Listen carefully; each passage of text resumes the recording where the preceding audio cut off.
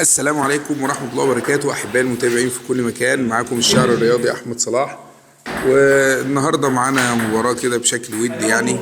الكابتن حمدي عبد الحليم كل فترة بيحب يختبر الشباب عندي في الصالة، والنهاردة معانا الباشمهندس مصطفى أحمد عبد الفتاح، لاعب واعد يعني مبقالوش كتير بيتمرن، بتاع وقت قصير يعني، بس ما شاء الله عليه كويس يعني، مهتم باللعبة.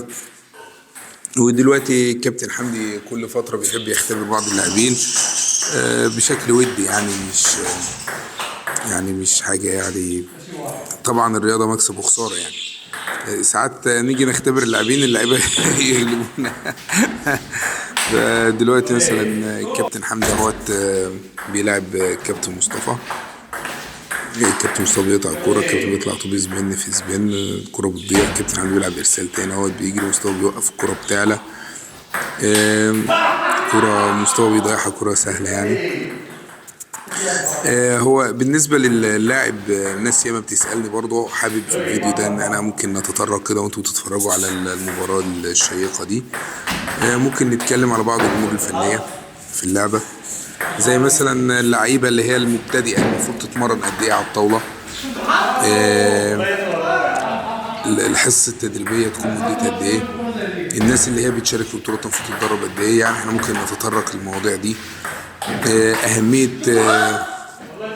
علم النفس في رياضة تنس الطاولة. يعني مثلا اللاعب الناشئ الجداد يعني لسه بيتمرنوا تنس، عشان انت بتثبت المهارة وبتعلمهم واحدة واحدة، فانت المفروض بيتمرنوا تقريبا كل يوم، ممكن تديهم يوم راحة في الأسبوع أو يومين، إنما هو لازم يتمرنوا فترات تدريبية كتير. برضو على حسب قدرة اللاعب البدنية، ممكن الحصة التدريبية يعني يكونوا اتنين مع بعض، مثلا ياخدوا ساعة، ساعة ونص. مع مرور الوقت كده البدن بتاعهم بيزيد، بتبتدي تزود معاهم. رياضة تنس الطاولة ما تعوزش مجموعات كبيرة، غير اللي هي الناس بقى بتطبق جمل ومديرين فنيين وبتاع. ممكن اتمرن شوية بدني فتنس في مكان فيه طاولات ياما. الناس اللي هي بتلعب بطولات، المدرب بيدي جملة تدريبية، بيوقف أقدم واحد على الطاولة بيعملها مع اللعيبة بتاعته، مع اللعيبة زمايله، والمدرب بيشرف يشرح لهم طلعة الإيد، طلعة الكوع، الوسط، الضربة كده يعني. انما احنا في حالتنا هنا، احنا مركز شباب فوق، عندنا الطاولة دي تقريبا هي الموجودة تقريبا دلوقتي، ولسه مركز شباب في طور ان هو يتطور يعني ان شاء الله، ويبقى عندنا طاولات كتير وكده. فاللعيب المفروض ان هي رياضة فردية في المقام الاول، يعني انت عشان طبعا تظبط مهارة لازم يتدرب كتير لوحده في الاول، او اتنين بكتير وخالص مع بعض على الطاولة عشان يستفيدوا من التمرين. تاني حاجة، زي ما قلنا ان احنا بنزود وقت التمرين على حسب تحمل اللاعب او المجموعة اللي بتتمرن مع بعض. حلو قوي الرونت ده. مستوى رجع الكورة كذا مرة للكابتن حمدي، حتى كان في فترة كده حمدي يقول له الكورة بتيجي لمضربك وبتجيبها حظ، ومصطفى كان يضرب كور حلوة ويقول لي الكابتن حمدي دي حظ دي حظ. طبعا الكابتن حمدي فاز يعني في المباراة دي. احنا يعني بنتطرق للأمور الفنية مع بعض، بنحاول ندردش مع بعض يعني، وسيبوا لي طبعا الأسئلة والكومنتات في التعليقات يعني، وأنا إن شاء الله أرد عليها أول ما أشوفها يعني. ماشي. نيجي بقى لدور أهمية علم النفس الرياضي، خاصة في لعبة تنس الطاولة.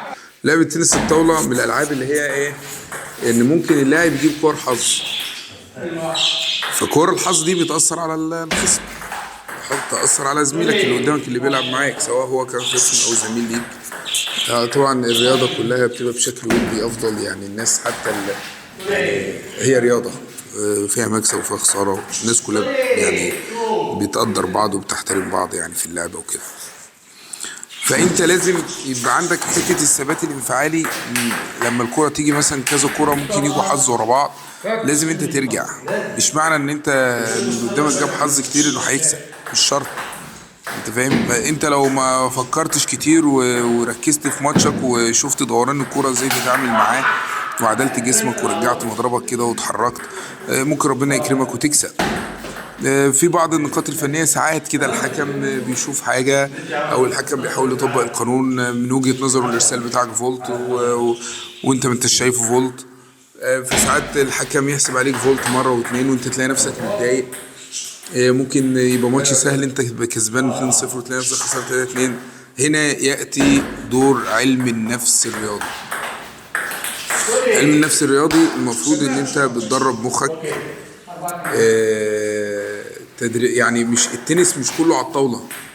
هتتعلم المهارة، هتتعلم السبين، هتتعلم الضربات هتبقى قوية مع مرور الوقت. ان شاء الله تبقى بطل، تبقى كويس. بس لو انت ما عندكش حتة ان انت يبقى عندك ثبات انفعالي،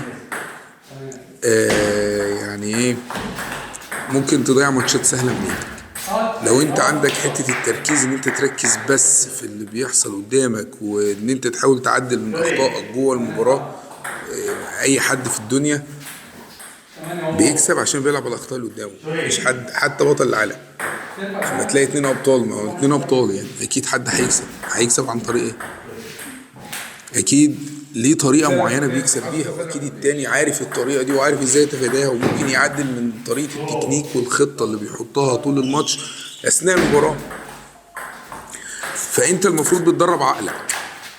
يعني علم النفس الرياضي من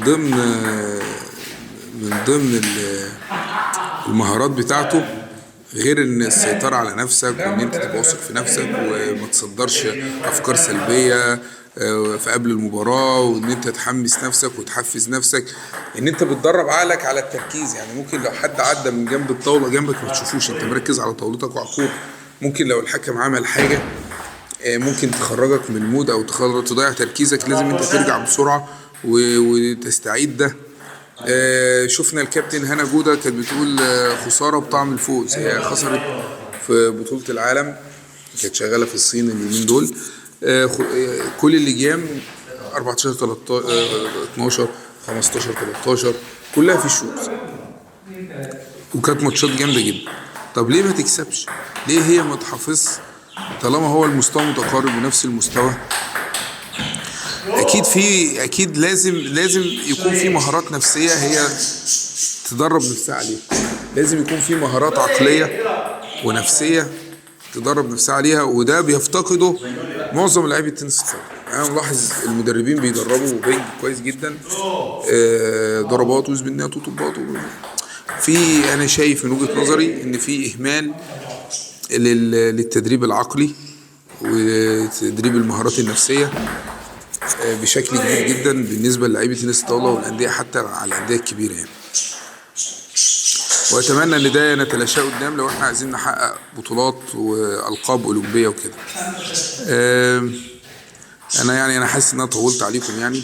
هو يعني الماتش ده حاولوا تشوفوه، حاولوا على قد ما تقدروا تكونوا وصلتوا للوقت ده اللي أنا بتكلم فيه. يعني يا ريت لو حد وصل للدقيقة دلوقتي 28 ثانية 8 دقايق و20 ثانية يا ريت يعلق. يعني بعرف الناس بتكمل الفيديو لآخره، مفيش حد بيخش يكمل الفيديو لآخره. يعني انت لو وصلت معايا لحد الدقيقة 8 يعني انا بشكرك جدا، يعني ان انت يعني بتشوف الفيديو لآخره. ده وسام على صدري، انا بعتز بيه. وان شاء الله افيدكم الفترات اللي جاية ازاي نعمل ورش نفسية ومهارات عقلية تساعد لعيبة التنس الطاولة. ان شاء الله هحاول اطور المحتوى ده عندي ونشتغل مع بعض عليه. كان معكم الشاعر الرياضي احمد صلاح، وكل عام وانتم بخير، رمضان كريم، ومساكم بينج بونج. سلم عليك.